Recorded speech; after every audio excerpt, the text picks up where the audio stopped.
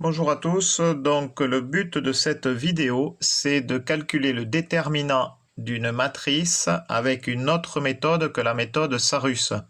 Alors je ne connais pas cette autre méthode, enfin je la connais cette autre méthode justement puisque je vais vous la donner, mais je ne connais pas son nom. C'est un collègue qui me l'a montré, il m'a pas donné le nom non plus, je ne savais pas.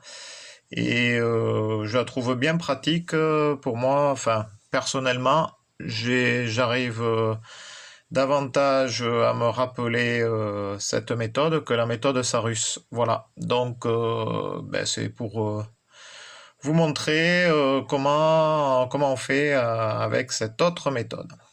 Alors, quitte à faire ce calcul de déterminant, autant l'intégrer dans un exercice que sont comment faire pour calculer les valeurs propres d'une matrice. Donc je suis parti d'un exemple, là, matrice 3 lignes, 3 colonnes.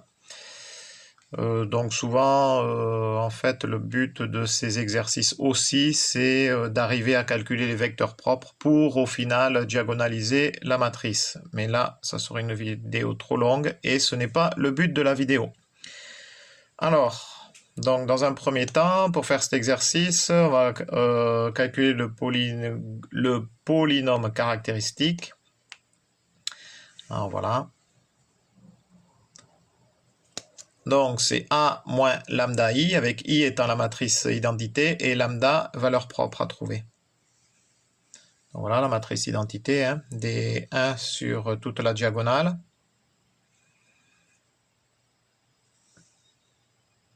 Donc on va calculer le déterminant de A moins lambda I. Alors, donc on multiplie lambda au niveau de la matrice identité, on obtient cette matrice-là, et ensuite on n'a plus qu'à faire la matrice A moins cette matrice-là, et on obtient ça. Voilà, et il faut calculer le déterminant de ça. Puisque après, le déterminant doit être égal à 0, et c'est à ce niveau-là qu'il faudra arriver à déterminer les valeurs propres de lambda. Donc là, il y a la méthode Sarus que j'ai mis en parenthèse, puisque c'est pas cette méthode. C'est pas avec cette méthode qu'on va trouver ça. Donc je vais vous montrer. Donc le but, c'est de trouver les valeurs propres. Pour trouver ces valeurs propres, donc ces valeurs propres vérifient ce déterminant égale 0.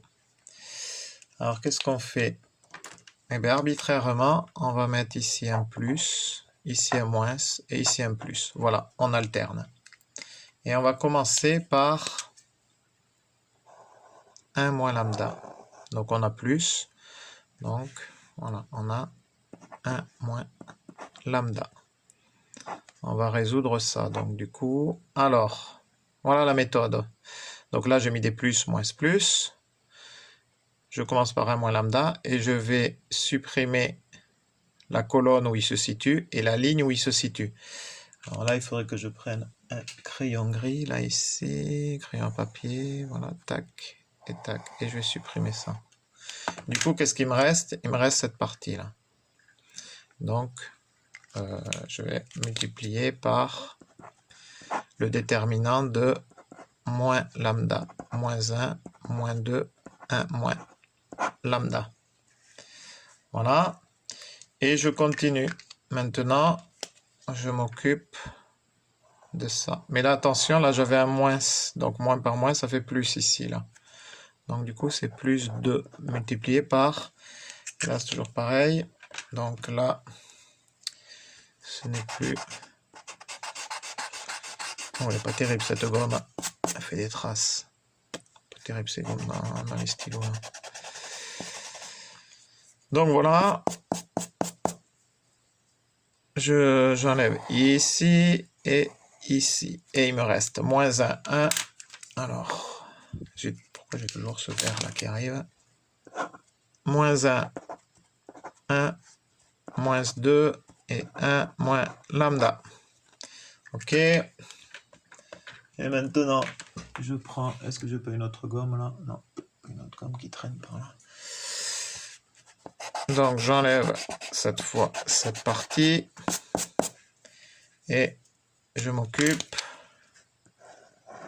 plus par moins, donc moins 2 multiplié par déterminant de, voilà, j'enlève ici, et là il me reste ça, donc moins 1,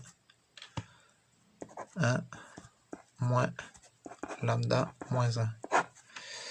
Voilà, et j'ai plus qu'à... Donc tout ça égale 0. Hein.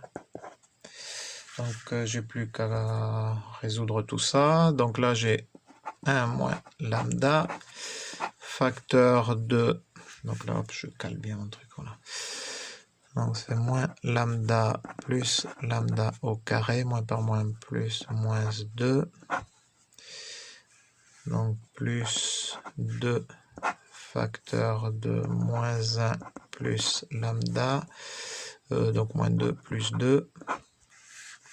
Et ici, moins 2 facteur de 1, et là, moins lambda plus lambda égale 0. Voilà.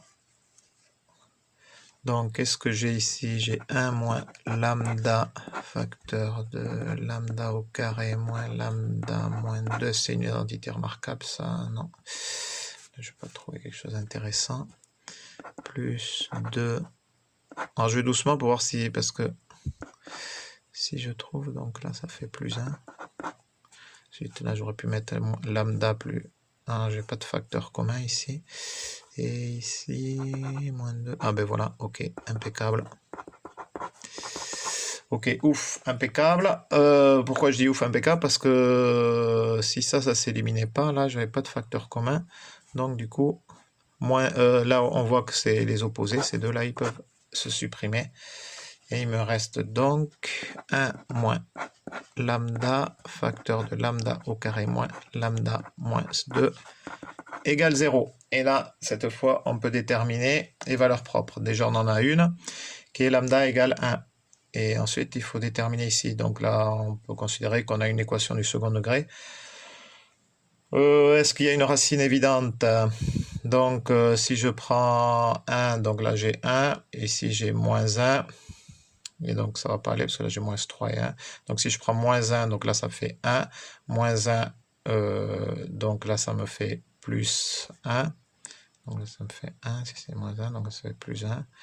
Et là, ça me fait moins 2. Oui, ok. Donc là, ici, j'ai moins 1 en racine évidente. Donc, du coup, je peux faire 1 moins lambda. Je le garde, celui-là. Ici, si j'ai une racine évidente qui était moins 1, donc du coup, c'est lambda plus 1 que je vais mettre en facteur par rapport à tout ça. Donc lambda plus 1, pour arriver à me retrouver tout ça, et bien automatiquement j'ai lambda, parce que j'ai lambda au carré. Et pour arriver à me retrouver mon moins 2, et bien du coup, celui-là, quand il va multiplier, ça va me faire moins 2. Voilà. Tout simplement. Égale 0. Bon, je vérifie quand même rapidement si ça j'ai juste. Donc j'ai lambda au carré moins 2 lambda plus lambda moins 2. Ça fait lambda au carré moins lambda moins 2. Et c'est bon. C'est bien ce que j'ai ici. Ok, impeccable. Et bien voilà. Donc 1 moins lambda facteur de lambda plus 1 facteur de lambda moins 2 égale 0. Voilà, donc les trois valeurs propres sont lambda 1 égale donc 1, lambda 2 égale moins 1 et lambda 3 égale 2.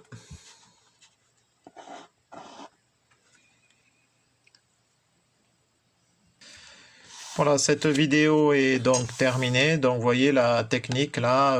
Bon, je vous dis, je sais pas le nom. S'il y a quelqu'un qui peut me donner le nom de cette technique, ça m'intéresse.